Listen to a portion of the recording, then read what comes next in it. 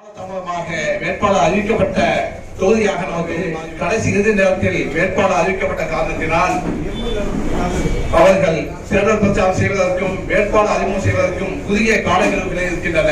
இந்த குறுகிய கால இடைவெளியிலே ஆனால் திறமை வாய்ந்த மாவட்ட செயலாளர் இருக்கிற காரணத்தினால் மிகவும் துரிதமாக தொடர்ந்து செயல்கள் கூட்டங்களை தொடர்ந்து ஓய்வின்றி நடத்தி கொண்டிருக்கிறார்கள். வேட்புமனு தொகுதியின் சார்பாக செயல்கள் கூட்டத்தை நடத்திவிட்டு வேட்பாளர் அறிமுகத்தையும் செய்துவிட்டார்கள். அதைத் தொடர்ந்து நேற்றைய தினம் கும்பகோணத்திலே தேர்தல் பணி செயல்கள் கூட்டத்தை நடத்தியுள்ளார்கள். அதற்கு அடுத்த நாளாக இன்றைக்கு பாபநாத் தொகுதியின் சார்பாக செயல்கள் கூட்டம் இன்றைக்கு சீரும் சிறப்புமாக நடைபெற்றுக் கொண்டிருக்கின்றது. குறிப்பாக சொல்ல வேண்டும் என்று சொன்னால் வேட்பாளர் அறிமுகம் செய்யப்பட்டவருடைய வேட்பாளர் காங்கிரஸ் கட்சியின் வேட்பாளர் அவர் நம்ம தொகுதிக்கு அறிமுகம் இல்லாதவர் என்பதாக பல கருத்துக்கள் சொல்லப்படுகிறது. ஆனால் உண்மையான விஷயம் என்னவென்று சொன்னால் வேட்பாளர் அறிவித்த பிறகுதான் அந்த வேட்பாளரை பற்றிய முன் அறிமுகம் அனைவருக்கும் தெரிய வந்தது. இந்த வேட்பாளர் மற்ற காங்கிரஸ் இயக்கங்களில் பொதுவாக காங்கிரஸ் இயக்கத்திலே தவறாக நினைத்துக் கொள்ள வேண்டாம். அவர்கள் மிதவாத போக்கை கொண்டவர்கள், போராடும் எண்ணம் அதிகமாக இருக்கக்கூடியவர்கள் அல்ல. ஆனால் இப்போது அறிவிக்கப்படக்கூடிய வேட்பாளர் சமூக வலைத்தளங்களிலே, தொலைக்காட்சி விவாதங்களிலே, போராட்ட களங்களிலே கலந்து கொண்டு தீவிரமாக போராளியாக செயல்படக்கூடிய ஒரு வேட்பாளர்.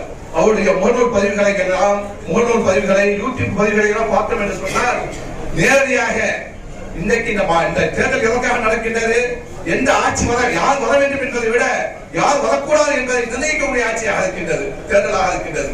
ஏனென்று சொன்னால் தொடர்ந்து 10 ஆண்டு காலமாக ஒரு ஆட்சி தொடர்ந்து நடைபெற்றுக் கொண்டிருக்கின்றது. இந்திய அரசியல் சாசன சட்டத்தை நம்முடைய முன்னோர்கள் எந்த நோக்கத்திற்காக உருவாக்கினார்களோ அந்த அரசியல் சாசன சட்டத்தை ஒழித்து கட்டுவதற்காக, கூட்டாட்சி தத்துவத்தை சீர்குலைக்க வேண்டும் என்பதற்காக ஒவ்வொரு மாநிலங்களிலும் தேர்ந்தெடுக்கப்படக்கூடிய சட்டமன்றங்களுக்கெல்லாம் அதிகாரங்களை இல்லாமல் ஆக்கக்கூடியதாக தொடர்ந்து ஆட்சி செயல்பட்டுக் கொண்டிருக்கின்றது. அது மாத்திரமல்ல, தேர்ந்தெடுக்கப்பட்ட மாநில முதலமைச்சர்களையே கைது செய்யக்கூடிய ஒரு ஆட்சி, சர்வாதிகார ஆட்சி நடைபெற்றுக் கொண்டிருக்கின்றது. முதலமைச்சர்களை கைது செய்கிறார்கள், அமைச்சர்களை கைது செய்கிறார்கள். அது போன்ற ஒரு ஆணவ சர்வாதிகார போக்கை நோக்கி ஒற்றை அதிகாரத்தின் கீழ் இந்த ஆட்சியை இந்த சர்வாதிகாரம் கொண்டு செல்ல கொண்டிருக்கிறார்கள். ஆனால் அந்த சர்வாதிகாரத்திற்கெல்லாம் முடிவு கட்ட வேண்டும் என்ற அடிப்படையில் தான் இந்த தேர்தலை நம்முடைய இந்தியா கூட்டணியை, நம்முடைய தமிழக முதல்வர் தளபதியார் அறிவுரையின் பேரில் இந்தியா முழுவதும் இந்தியா கூட்டணி அமைக்கப்பட்டுள்ளது. எந்த விதாய அமைச்சாரம் இல்லாமல் பெரும்பான்மையாக பெரிய பெரிய அனைத்து கட்சிகளை எல்லாம் உள்ளடக்கிய பெருவாரியான மக்களை ஒன்றிணைத்து ஒரு கூட்டணி, பலமான கூட்டணி அமைத்து இன்றைக்கு செயல்பட்டுக் கொண்டிருக்கிற காரணத்தினால் தான் இந்த தெளிவாக மற்ற எந்த நாடாளுமன்ற தேர்தல் இல்லாத சூழ்நிலையில் மிகவும் எழுச்சியாக வட மாநிலங்களிலும் சிறப்பாக இந்தியா கூட்டணி வெற்றி பெறக்கூடிய வாய்ப்பு இருப்பதாக கணிப்புகள், கருத்து கணிப்புகள் வந்து கொண்டு உள்ளன.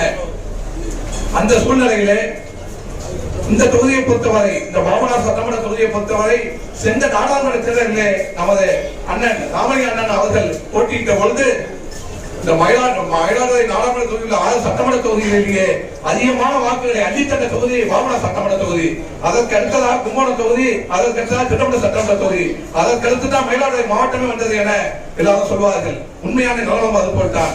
அது போலவே போன நாடாளுமன்ற தேர்தலில் நாம் காலேஜ் வாக்கு வித்தியாசத்தில் அண்ணா ராமலிங்க அவர்கள் வெற்றி பெற்றார்கள் என்று சொன்னால், இப்போது போட்டியிடக்கூடிய இந்த வேட்பாளர் காங்கிரஸ் வேட்பாளர் அவர்கள் நாம் எண்ணி பார்ப்பது போல் சிறப்பாக செயல்பட்டோம் என்று சொன்னால் குறைந்தது 4 லட்சம் வாக்குகள் வித்தியாசத்தில் வெற்றி பெறக்கூடிய வாய்ப்புகள் அதிகமாக இருக்கின்றது. ஆகவே அதுபோல வாய்ப்புகளை நம்முடைய தேர்தல் குழு தலைவர்களாக மூத்தவர்கள், முன்னோடிகள், அதாவது நம்முடைய வயசுக்கு மீறிய அரசியல் அனுபவம் நிறைந்த நம்முடைய மாவட்ட கழக செயலாளர்கள் இருக்கிறார்கள், அது போன்ற முத்தானவர்கள் இருக்கிறார்கள். ஆகவே அவர்களை வழிகாட்டின்படி சிறப்பாக நம்ம செயல்பட்டோம் என்று சொன்னால் சீரிய அடிப்படையிலே நாம் எண்ணியபடி நாம் இலக்கை அடையலாம். நிச்சயமாக அதிகமான வித்தியாசத்தை, வெற்றியை உறுதியாகிவிட்டது, அது எந்த சந்தேகமும் இல்லை. எவ்வளவு வித்தியாசம் தான் முக்கியமான விஷயம். அதிகமான வித்தியாசம் வெற்றி பெற வேண்டும். அதற்கு அவர்கள் நம்முடைய மாவட்ட கழக செயலாளர் அவர்கள் சொன்ன அறிவுரைப்படி, அவர் கட்டளைப்படி நாம் ஒழுங்காக நல்ல முறையில் செயல்பட்டு நாம் வெற்றி வாய்ப்பு குறிக்க வேண்டும் என கேட்டுக்கொண்டவனாக வாய்ப்பு தந்த நன்றி கூறி விடைபெறுகின்றேன். தமிழக வாழ்வுரிமை